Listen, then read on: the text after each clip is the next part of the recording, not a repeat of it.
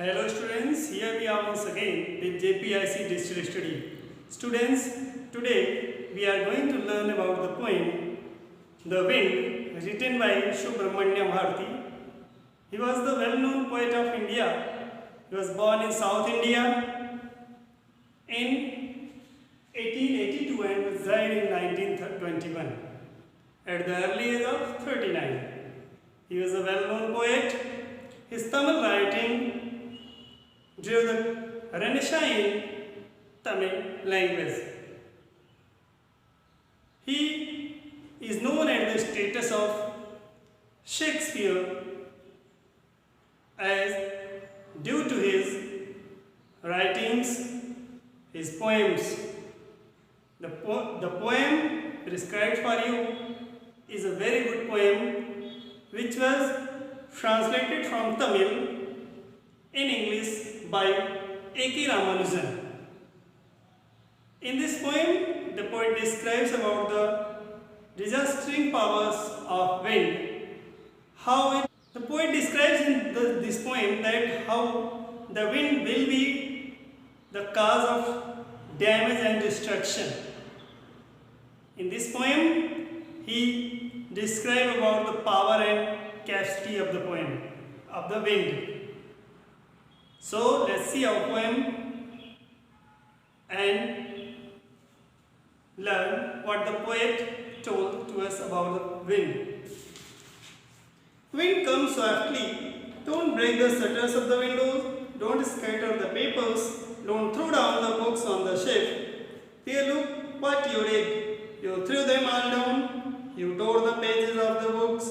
You brought rain again. You are very clever at poking fun at weaklings. Frail crumbling house, crumbling doors, crumbling rafters, crumbling woods, crumbling bodies, crumbling lights, crumbling hearts. The wind god winnows and cruises them all. The poet described the quality of the wind. कवि हवा की शक्ति का बखान करता है और कहता है विंड कम सॉफ्टली, कहता है कि हे हवा थोड़ा धीरे से चल. Don't break the shutters of the windows. धीरे चल और कृपया जो मेरी खिड़की उसके शीशों को, उसके शटर को मत तोड़. मीन्स थोड़ा धीरे धीरे बह. Don't scatter the paper. और जो मेरे कागज रखे हुए हैं उन कागजों को तू मत उड़ा, उन्हें मत बिखेर. Don't throw down the books on the shelf. और थोड़ा धीरे चल, क्योंकि जो मेरे शेल्फ में, मेरी अलमारी में पुस्तकें लगी हुई हैं उन पुस्तकों को मत गिरा, मत तितर बितर कर. Dear, look what you did. You threw them all down. क्योंकि ऐसा मुझे लगता है, ऐसा मुझे समझ में आता है कि तू इतनी तेज चल रही है, तेरी बहने की रफ्तार से मुझे ऐसा एहसास है कि तू अवश्य उन्हें इधर उधर कर देगी. You tore the pages of the books. तुम किताबों के पन्नों को फाड़ देती हो. You brought rain again. और बार बार तुम बारिश लेकर आती हो. You are very clever at poking fun at weaklings. Poking fun means मजाक उड़ाना. तुम कमजोरों का मजाक उड़ाने में ज़्यादा रुचि रखती हो और उसमें बड़ी चतुराई भी दिखाती हो. Frail crumbling house says crumbling doors, crumbling rafters. और तेरी तेज हवा के कारण जो घर हैं, कमजोर घर है, वो भी टूट जाते हैं. कमजोर दरवाजे भी टूट जाते हैं. छत भी उड़ जाती है और लकड़ियां भी बिखर जाती हैं. Crumbling bodies, crumbling lifes, crumbling hearts. और ऐसे जो कमजोर शरीर हैं वह भी तेरी तेज हवा के कारण नुकसान पाते हैं. उनका हृदय कांप जाता है. The wind god winnows and cruises them all. विनो मीन्स होता है अनाज से भूसा अलग करना. जब तेरी तेज हवा चलती है तो लोग अपने अनाज से भूसे को अलग कर लिया करते हैं और उन्हें दूसरी जगह पर संग्रहित कर दिया करते हैं. लेकिन जब तू तेज गति से चलती है तो भले ही अनाज से भूसे अलग हो जाते हैं, लेकिन वह भूसे व्यक्ति के कार्य में नहीं आते, बल्कि तू उन्हें अपने बहाव के साथ उड़ा ले जाती है.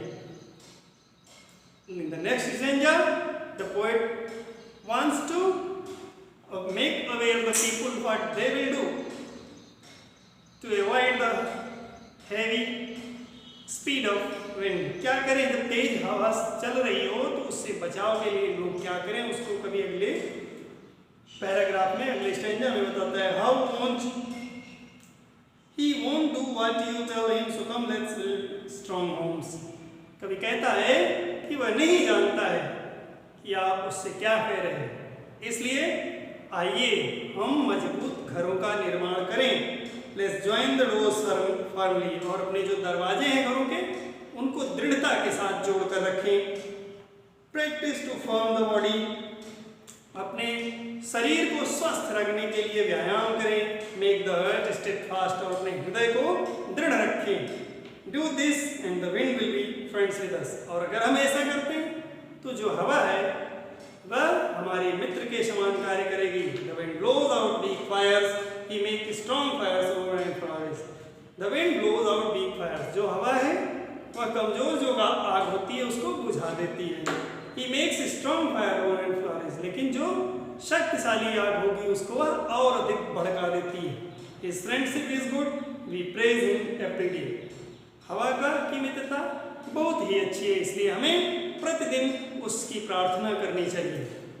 In the second, the other meaning of this poem is that the poet wants to tell us that we have to make ourselves courageous, because if we are courageous, then nothing will do harm to us.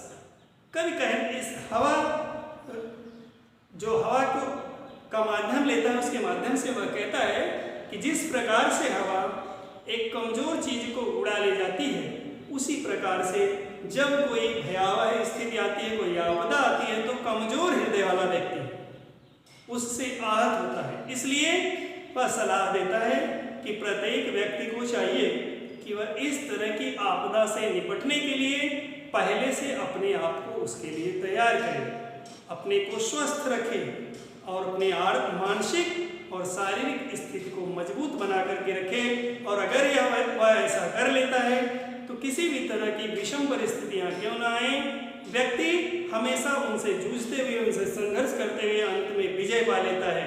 और वह इस तरह की भयावह परिस्थितियां भी उसका एक मित्र की तरह साथ देती हैं, उसे किसी तरह का कोई नुकसान नहीं होता है. इसलिए हम अपने शरीर को और अपने आत्मबल को मजबूत करने का प्रयास करें, यही कवि हमसे कहना चाहता है. Students, it's your lesson. Read the lesson with the help of this video. We will meet with the next chapter in the next video. Till then,